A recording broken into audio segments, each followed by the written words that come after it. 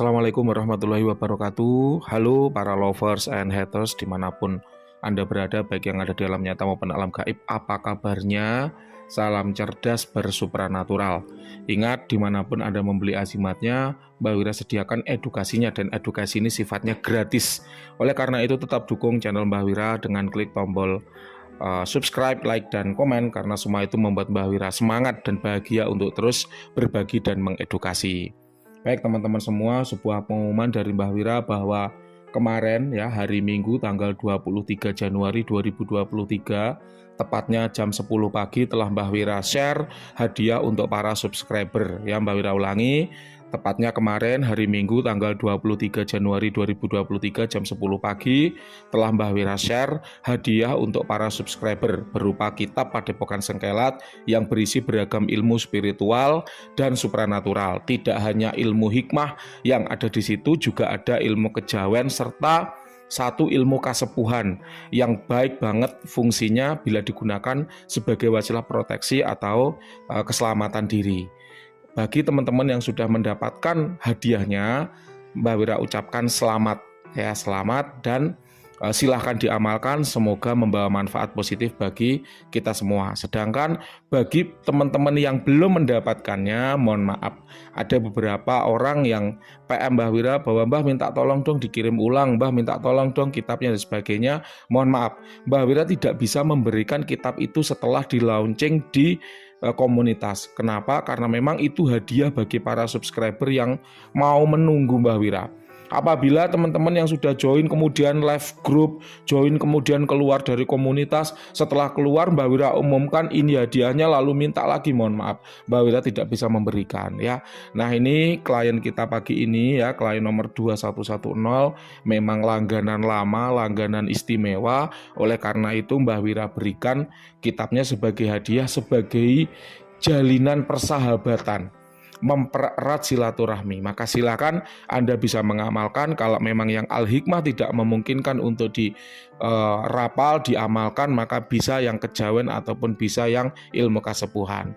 Bunyi mantra, tata cara penggunaan, tata cara tirakat, semua sudah Mbah Wira sertakan di dalam kitabnya. Baik teman-teman semua, hari ini memang sengaja Mbah Wira terawangannya pagi karena malam nanti akan ada banyak sekali acara yang harus Mbah Wira tangani. Kali ini kita ada terawangan 2 buah benda dari klien nomor 2110 ya, terawangan 2 buah benda dari klien nomor 2110. 2110 ini sering ya muncul di YouTube Mbah Wira karena memang langganan lama ya, langganan baik. Baik, terawangan 2 buah benda. Sebelum Mbah Wira mulai untuk terawangannya, Mbah Wira perlu menyampaikan dulu bahwa 2 buah benda yang diterawangkan ini Mbah Wira tidak tahu ya belinya di mana, harganya berapa, ataupun praktisi yang meritual siapa. Meskipun itu langganan atau bukan, tetap Mbah Wira berikan yang objektif, hasil sejujur-jujurnya. Kenapa? Karena Mbah Wira tidak merasa hebat ketika sudah dibayar lalu hanya ngomong yang indah-indah, ngomong yang baik-baik, tapi itu bohong. Itu Mbah Wira tidak merasa hebat.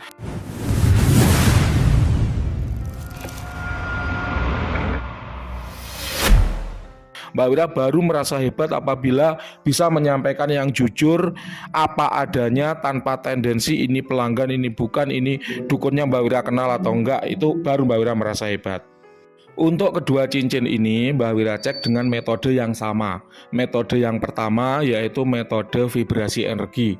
Kenapa kok metode vibrasi energi? Karena namanya benda bertuah, adanya tuah pada suatu benda itu karena memang adanya kandungan energi di dalamnya.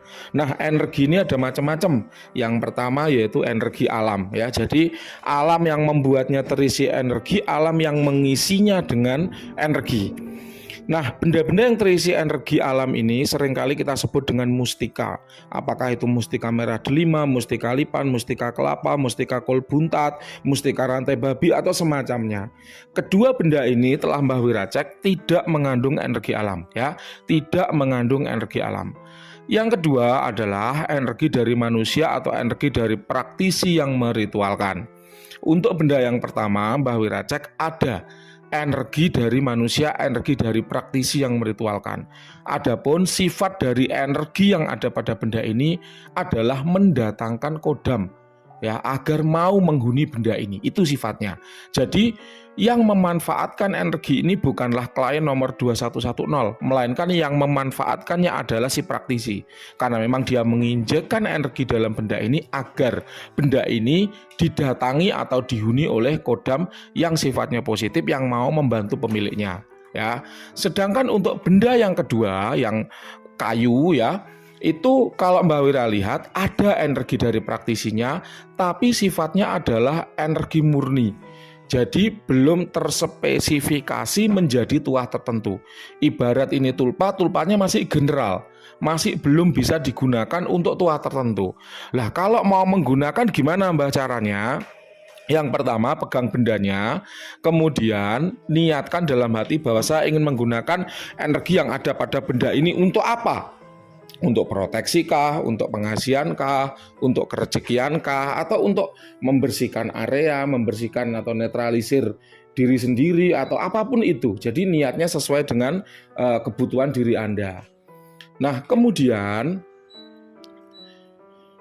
kalau Mbak Wira skalakan levelnya dari 1 sampai 100 ya, itu kisaran ada di level 70. Memang tidak begitu kuat, tapi Mbak Wira merasakan ada energi di dalam benda yang kedua. Nah, kita lanjut yang ketiga, yaitu energi kodam. Kodam adalah jin yang sudah ditundukkan ya. Tidak semua jin kita sebut dengan kodam, tidak. Jin ada macam-macam ya. Yang jelas sifatnya ada jin liar gitu ya. Nah, kalau jin liar ini sudah ditundukkan, diikat dengan perjanjian, maka kita sebut dengan kodam. Kodam itu apakah selalu yang positif? Tidak, yang negatif pun banyak ya. Loh, kodam kok sifatnya negatif? Betul, biasanya digunakan sebagai wasilah penyerangan, perang gaib dan seterusnya ya. Santet, pelet, mencederai orang itu sifatnya negatif. Tapi ya nggak apa-apa, semua hal itu ada fungsinya. Apakah kodam itu pasti elemennya api Mbah? Tidak. Yang air, angin, tanah, kegelapan juga ada. Apakah kodam itu pasti macan Mbah? Tidak. Yang kucing, singa, ular, burung juga ada. Jadi tidak kemudian kalau kodam itu pasti macan, itu enggak ya. Sifatnya banyak, kodam itu banyak sekali jenisnya. Tapi yang jelas kodam itu adalah jin yang sudah ditundukkan dan diikat dengan perjanjian. Kalau belum ditundukkan dan belum diikat dengan perjanjian, maka tetap kita sebut sebagai jin liar saja.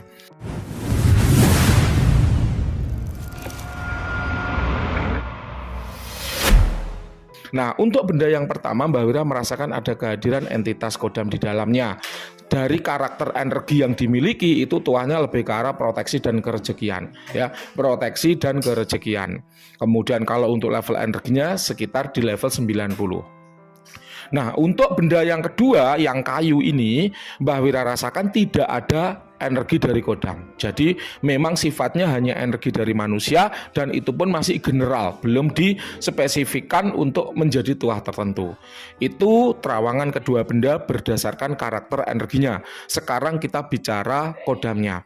Nah, untuk mengetahui kodam ini, mengetahui penampakannya, asalnya, fungsinya, karakternya, tuahnya jalan apa tidak, kita lihat dengan metode yang lain, namanya metode visualisasi. Apa itu metode visualisasi? Yaitu metode yang digunakan untuk mencari tanda-tanda visual atau mencari manifestasi atau mencari tanda-tanda kehadiran kodam yang bisa dilihat melalui visual.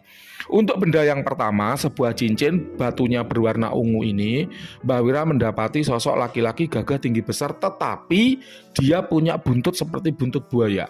Ini kalau dalam istilah Jawa kuno disebut siluman, ya, siluman buaya.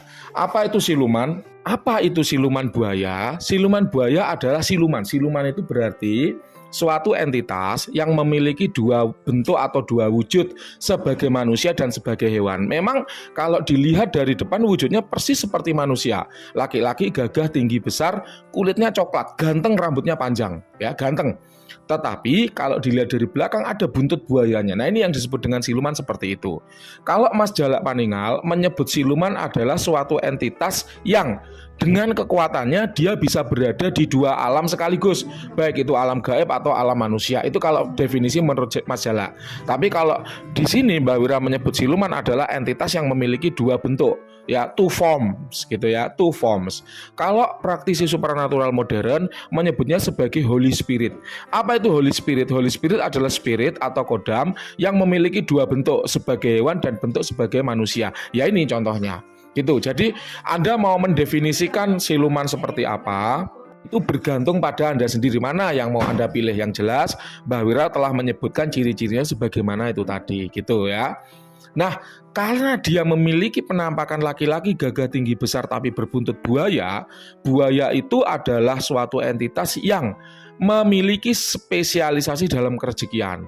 Ya, jadi kalaupun orang lain mengatakan, oh ini wujudnya laki-laki gagah tinggi besar, ya silakan. Tapi di sini Mbak Wira menyebutkan bentuk ini bukanlah berarti kita mengkotak-kotak dia secara wujud atau bentuknya secara kaku, tidak. Melainkan hanya gambaran dari karakter energi yang dia miliki. Kalau buaya itu menyimbolkan atau menandakan bahwa dia punya tuah kerejekian yang baik. Kemudian laki-laki gagah tinggi besar sifatnya seperti manusia. Artinya apa? Dia memiliki tuah dalam hal proteksi dan kewibawaan yang kuat, ya. Proteksi itu wasilah keselamatan dan jaga diri, arahnya ke kerejekian.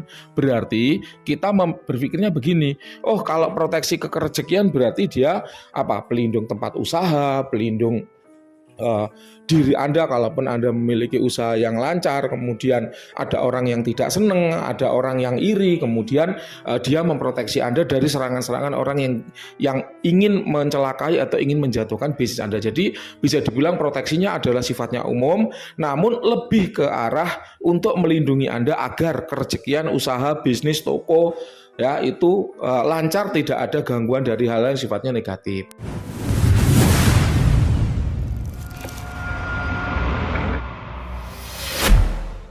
Kalau kewibawaan itu membuat orang lain mudah segan, ya. Mungkin arahnya kalau misalnya ke kerejekian adalah ketika kita melakukan lobbying atau melakukan negosiasi dengan rekan usaha, klien, itu lebih dihargai, lebih dihormati kayak gitu. Kemudian untuk asalnya ini dari rawa-rawa, ya, dari rawa-rawa di sekitar Jawa Barat. Mbak, emang Jawa Barat ada rawa-rawanya? Ya kurang tahu juga, tapi Mbak Wira melihat visual atau melihat penampakan, oh dia dari daerah rawa-rawa. Ini sifatnya adalah white entitas, aman tanpa dampak negatif. Usianya kira-kira 3.200 tahun. Kalau Mbak Wira bilang 3.000 tahun itu batas usia tua, ya. Kalau 3.200 ya berarti sudah tua, dengan level power sekitar 90, dan ini positif, bagus banget tanpa dampak negatif apapun. Untuk tuah, kalau menurut Mbak Wira belum jalan, karena nampaknya Anda belum memiliki benda ini. Kalaupun Anda memiliki benda ini, nampaknya baru, bendanya baru datang, sehingga memang Mbak Wira belum merasakan ada pencampuran energi antara si pemiliknya dengan benda ini, kayak gitu. Nanti benar apa salah silakan Anda, ya, yang klarifikasi ke Mbak Wira. Kemudian ini untuk benda yang pertama, ya. Oh ya, perawatan. Kalau untuk perawatan, Mbak Wira senang banget memberikan offering berupa dupa gaharu herbal Cap Raja Omyang. Kenapa? Karena dupa gaharu herbal ini terbuat dari serbuk gaharu murni tanpa campuran bahan kimia apapun, sehingga secara karakter energi dia bagus banget untuk merecovery energi dari benda-benda bertuah semacam ini.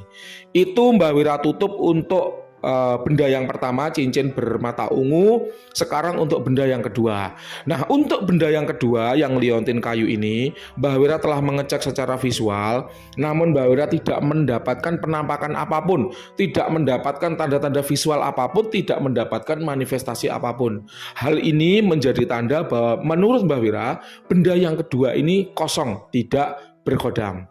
Nah, Mbak Wira paham bahwa ketika klien itu datang kepada Mbak Wira, ekspektasinya itu tinggi. Misalnya, dia berharap, oh liontinnya itu kodamnya macan, liontinnya itu kodamnya dewa-dewa, kodamnya raja-raja, pasti semacam itu. Mbak Wira memahaminya. Oleh karenanya tidak hanya dua metode saja yang Mbak Wira gunakan dalam melakukan pengecekan. Mbak Wira juga menggunakan metode ketiga, yaitu metode injeksi energi. Apa itu? Yaitu Mbak Wira membentuk tulpa, membentuk bola energi, yang mana energi itu diniatkan atau dilambari, ya kalau orang Jawa bilang, dengan mantra-mantra khusus yang sifatnya mampu mendekatkan dimensi, menarik entitas apapun yang bersembunyi di dalam suatu benda agar dia mau keluar, mau lintas dimensi, mau mendekat dari dimensinya, dimensi energi, menuju ke dimensi kita, dimensi materi. Dimensi manusia itu dimensi materi. Kalau lintas dimensi ini sudah terjadi, dimensinya sudah dekat, maka kemudian pengamatan yang dilakukan itu menjadi lebih mudah. Nah, ini ada caranya, ada doanya, ada mantranya. Nah, ketika benda yang kedua ini, liontin dari kayu ini Mbah Wira injek dengan energi yang sifatnya semacam itu ya, Mbah Wira tidak mendapatkan feedback apapun. Hal ini menjadi jelas, menjadi tanda bahwa memang untuk benda yang kedua ini kosong, tidak mengandung khodam apapun. Itu tadi terawangan 2 buah benda ya. Silahkan kalau ada yang kurang jelas boleh ditanyakan. Terima kasih, selamat pagi, sukses selalu.